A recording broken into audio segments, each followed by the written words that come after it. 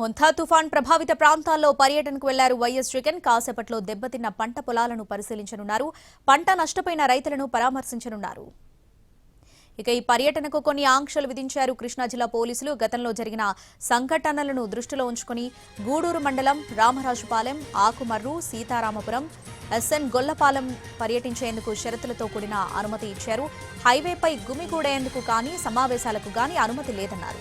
ఎట్టి పరిస్థితుల్లోనూ హైవేపై వాహన రాకపోకలకు అలాగే ప్రజా జీవనానికి అంతరాయం కలిగించకూడదని స్పష్టం చేశారు. జగన్ టూర్కు ఉదయం 9 గంటల నుంచి మధ్యాహ్నం 2 గంటల వరకు మాత్రమే అనుమతిచ్చారు. రామరాజుపాలెం, ఆకుమర్రు, సీతారామపురం, ఎస్ఎన్ గొల్లపాలెంలో పర్యటనకు మాత్రమే అనుమతిచ్చారు.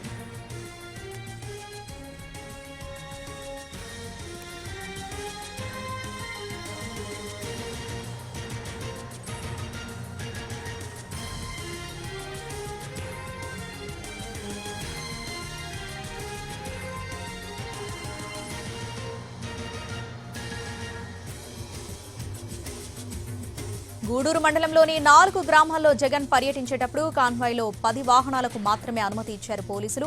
అది కూడా 500 మందికి మాత్రమే అనుమతి ఉంటుందని స్పష్టం చేశారు. బైకులకు అనుమతి లేదని తేల్చి చెప్పారు. పరిమితికి మించి వాహనాలు, ప్రజలను అనుమతించేది లేదని, షరతులు ఉల్లంఘిస్తే వెంటనే కార్యక్రమం నుంచి డైవర్ట్ జరుగుతుందని పోలీసులు ఉన్నతాధికారులు చెబుతున్నారు. తుఫాన్ ప్రభావిత ప్రాంతాల్లో పర్యటన సందర్భంగా ప్రాణ నష్టం, ఆస్తి నష్టం ఏదైనా సంభవిస్తే దానికి కార్యక్రమ నిర్వాహకులే పూర్తి బాధ్యులని పోలీసులు విధించిన షరతుల్లో ఉంటాయి.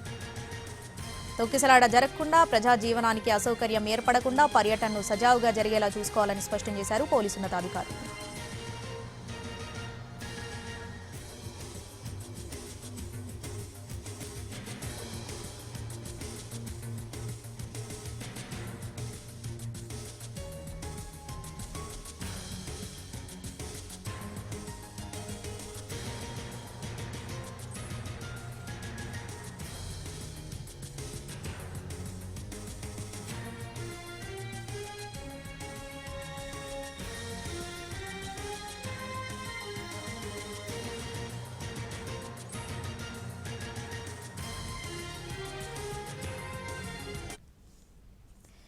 మొంతా తుఫాన్ ప్రభావిత ప్రాంతాల్లో పర్యటనకు వెళ్లారు వైఎస్ జగన్. దీనికి సంబంధించి పూర్తి అప్డేట్స్ మా ప్రతినిధి సురేష్ అందిస్తారు. సురేష్, ఏదైతే మొంతా తుఫాను ప్రభావితంతో తీవ్రంగా దెబ్బతిన్న కృష్ణా జిల్లా ప్రాంత రైతాంగాన్ని పరామర్శించేందుకు కొద్దిసేపటి క్రితమే తాడేపల్లిలోని తన నివాసం నుంచి బయలుదేరారు మాజీ సీఎం వైఎస్ జగన్.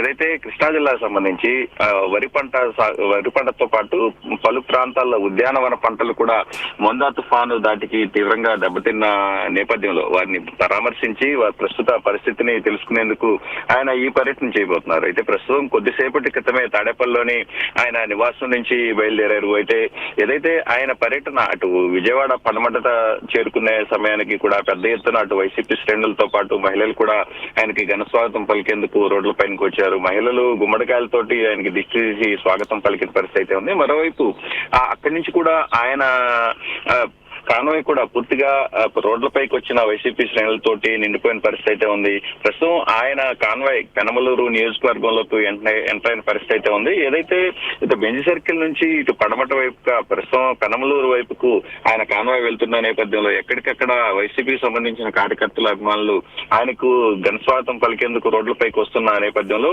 చాలా స్లోగానే ఈ పర్యటన సాగుతున్న పరిస్థితి అయితే ఉంది. ఏదైతే ఆయన ఇప్పుడు ప్రస్తుతం పెనమలూరు నియోజకవర్గం నుంచి పామర్రు, పెడన మీదుగా మచిలీపట్నం నియోజకవర్గాల్లో ఈ పర్యటన సాగిపోతా ఉంది.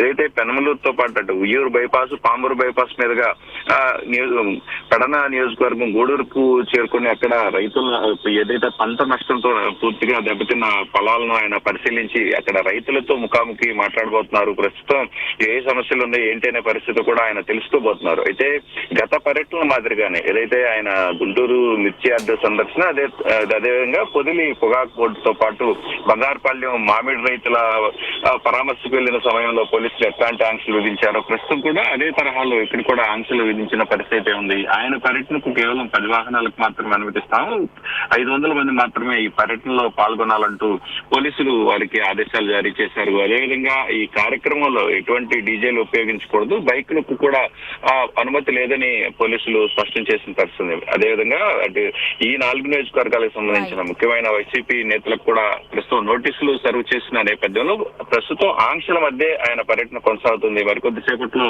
ఆయన రైతులను పరామర్శించబోతున్నారు. Shyam. Right Suresh, thanks for the updates.